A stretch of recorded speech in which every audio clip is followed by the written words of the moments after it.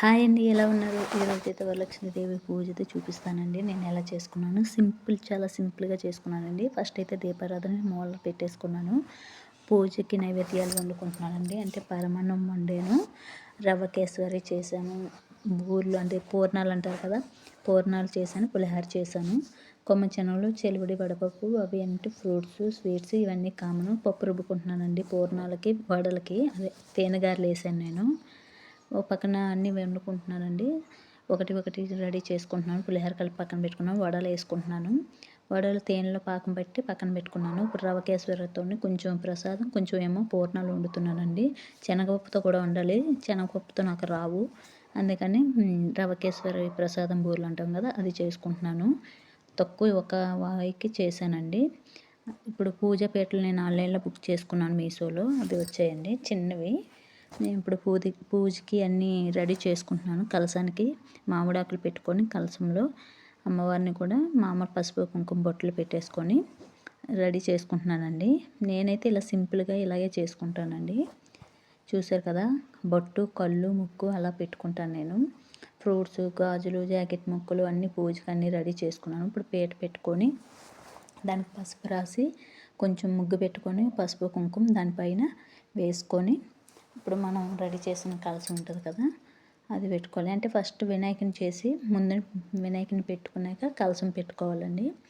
అది చూసారు కదా, నేను వినాయకుడిని పసుపుతో చేసి పెట్టాను. ఇప్పుడు కలసాన్ని నేను మా ఆయన పెట్టుకుంటున్నాం అండి. అంటే ఇంట్లో మనం ఫ్యామిలీ నలుగురం ఇద్దరం ఉంటాం కదా, మేమైతే నలుగురం, పిల్లలు, మేమును, మా ఆయన నేను కలసం పెట్టాము. ఇప్పుడు నేను అమ్మవారికి రూపు పెడుతున్నాను. రూపు కట్టాక అన్నీ పెట్టాక నైవేద్యం లాంటి వడ్డించుకుంటాము. అవి చూసారు కదా ఎంత చిన్నగా వచ్చాయి, కానీ క్యూట్గా ఉన్నాయి పీటలు. ఇప్పుడు నేను చిన్న సింపుల్గా చైన్ ఒకటి వేసాను అమ్మవారికి, అంతే అండి. ఏమీ ఎక్కువ అలంకారం చేయలేదు. అమ్మవారికి చీర కట్టి డెకరేషన్ చేసి అలంకారం పెట్టుకోవచ్చు, కానీ నాకు రాదండి, నేను పెట్టుకోలేదు. ఇప్పుడు పూజ అంతా అయిపోయాక కంకణాలు కట్టి మేము అమ్మవారి దగ్గర పెట్టి, అవి లాస్ట్లో పూజ అయిపోయాక మేము ఇలా కట్టుకుంటాము. ఇంట్లో ఎంతమంది ఉంటే అంతమందికి కూడా కడతామండి. నాకైతే మా ఆయన కట్టారు, నేను మా ఆయనకి, తర్వాత నేను పిల్లలకి కట్టాము. ఇలా కట్టుకున్న తర్వాత దేవుడికి మన కథ కూడా అన్నీ నేను ముందు చదివేశానండి, అవి ఏమీ చూపించలేదు. ఇవి మన లాస్ట్లో మాత్రం మన పూజ అయిపోయిన తర్వాతే కంకణాలు కట్టుకుంటాము.